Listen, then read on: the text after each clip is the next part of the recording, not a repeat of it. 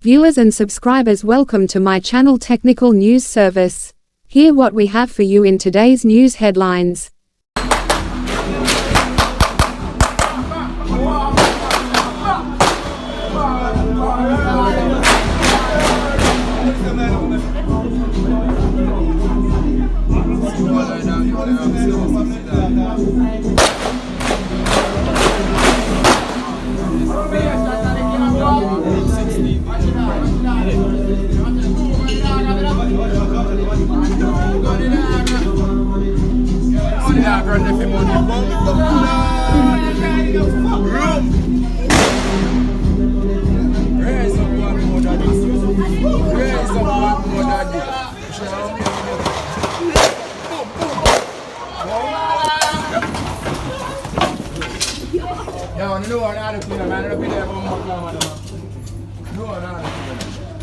No, the brother and get flat. You know, see, man, I'm a pump rifle, man, I'm a rifle, man, I'm a M16.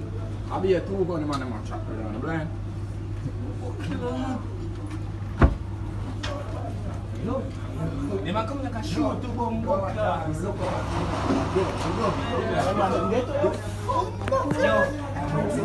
At least 3 people hospitalized following Mandeville robbery and shootout. At least 3 people have been hospitalized after gunmen attacked a team from Beryllium Limited at Scotiabank in Mandeville on Friday. Relatives of the injured people have converged at the Mandeville Regional Hospital. A woman who identified herself as Alice told that her niece was shot in the leg while waiting in line at the Scotiabank automated banking machine (ABM) to withdraw cash on her payday. "I can't find words to express right now. She was in the line to collect her pay with friends. They said the security guard said, 'Clear the way,' and then they start hear gunshots," said Alice. "These guys gunmen need to get some work. Trust me, they need to do better and stop make people have to go through all of these problems," added the woman.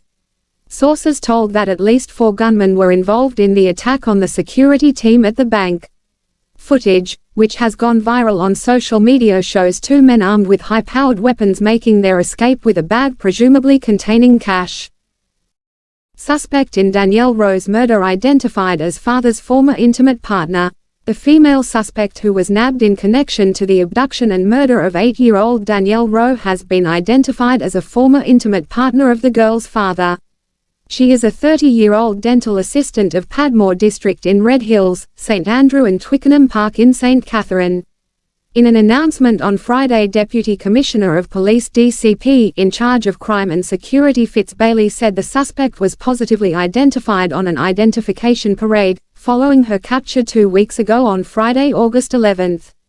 He added that a clear motive for the 8-year-old's death has not yet been established. The suspect, DCP Bailey said, will be interviewed and formally charged. On June 8, Danielle was abducted after leaving Brayton Primary School in Portmore, St Catherine. She was later found on Roosevelt Avenue in St Andrew with her throat slashed. She died at Bustamante Hospital for Children 2 days after the ordeal. 17-year-old girl set on fire with gasoline while asleep. The police are on the hunt for an 18-year-old man who has been accused of dousing a 17-year-old girl with gasoline before setting her on fire while she slept. The incident occurred about 6 a.m. on Thursday. The teen is currently battling for her life in hospital with over 60% of her body badly burnt. It is unclear what led to the incident, but the Star understands that they were once in a relationship. The girl's attacker has been on the run since the incident. It is being alleged that he has been threatening members of his family as well as relatives of the victim.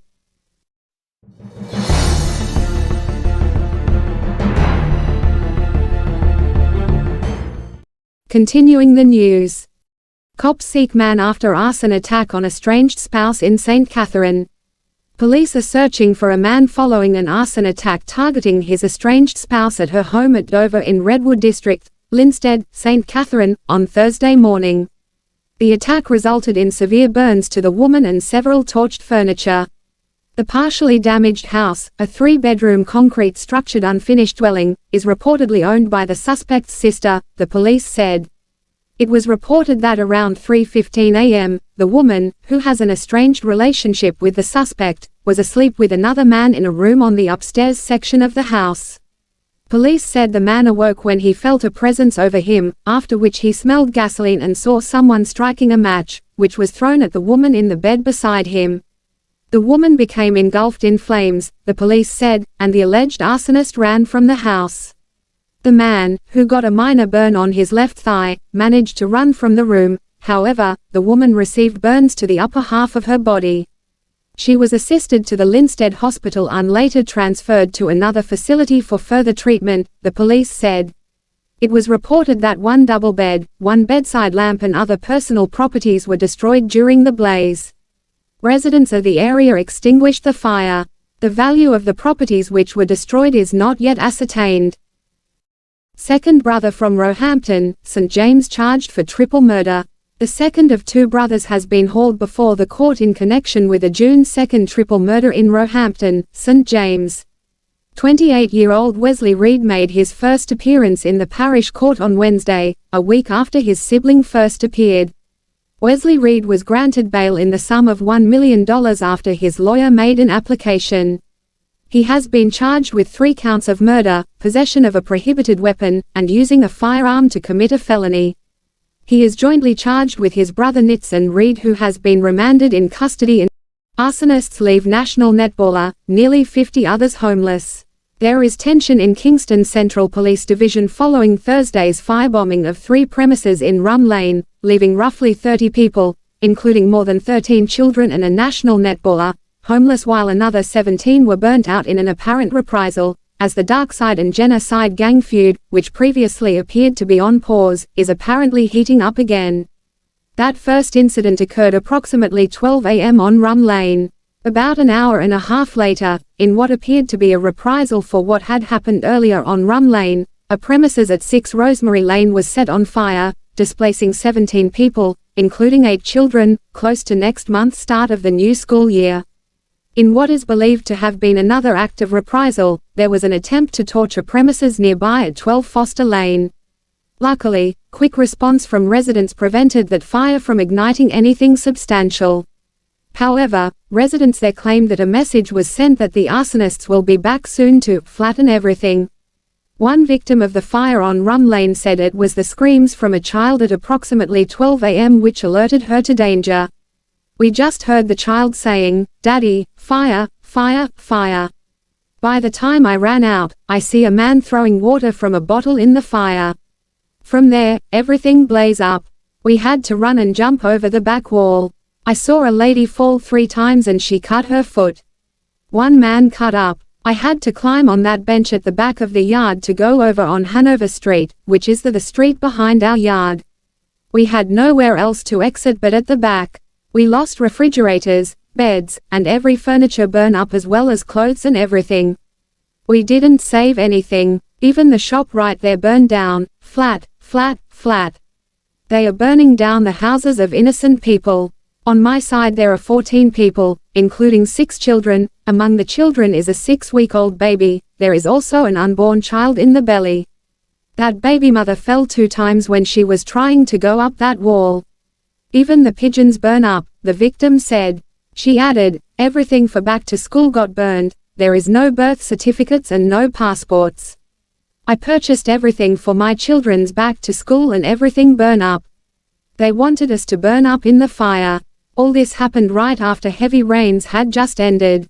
National netballer Latanya Wilson told the Jamaica Observer that she lost almost everything in the fire, including the bronze medal she won with the Sunshine Girls at the Netball World Cup tournament earlier this month in Cape Town, South Africa. "I have several different emotions. I am sad, but I am more so grateful that I still have life. It is always a privilege to represent my country, myself, and my family. The joy from that is unexplainable. This just goes to show that you can be at your highest point in life and the next moment you are at your lowest," Wilson told the Observer. "There are around 5 houses in my yard with 15 people, including 7 children. Luckily I managed to save my passport and laptop. I will be good to travel. And in terms of school and the laptop, I will be fine. I am currently studying business at the Miko College University.